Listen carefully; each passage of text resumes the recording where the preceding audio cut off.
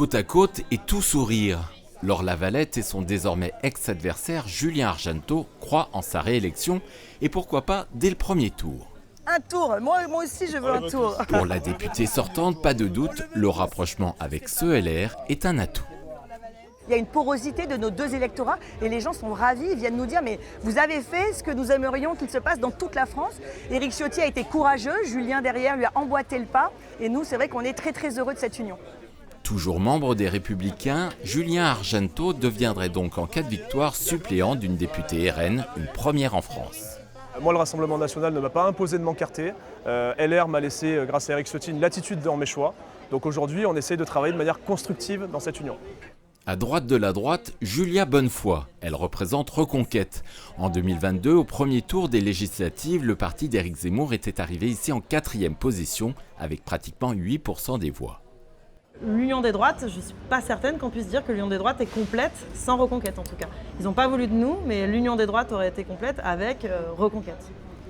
Présente au second tour en 2022, la majorité présidentielle a cette fois-ci laissé la place au parti Horizon d'Édouard Philippe.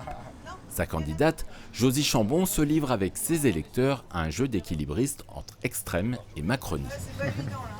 Moi je leur dis à chacun, peut-être vous en avez assez. Peut-être on comprend votre mécontentement, mais vous pensez que l'herbe est plus verte ailleurs et vous allez vite vous apercevoir que c'est du gazon artificiel. C'est que des mensonges, c'est que vraiment de la poudre aux yeux. Et je leur dis, ils sont d'accord.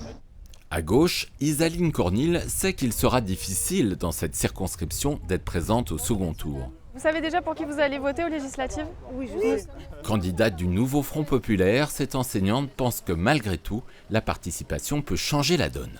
Nous y croyons parce que justement ce nouveau Front populaire il a été construit non seulement par des partis politiques qui formaient la NUPES déjà en 2022, mais aussi par des mouvements citoyens, des associations et maintenant même les syndicats.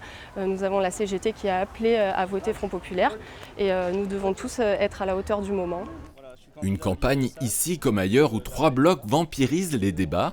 Olivier Lesage, candidat pour Écologie au Centre, fait partie de ceux qui espèrent offrir une 4e voie.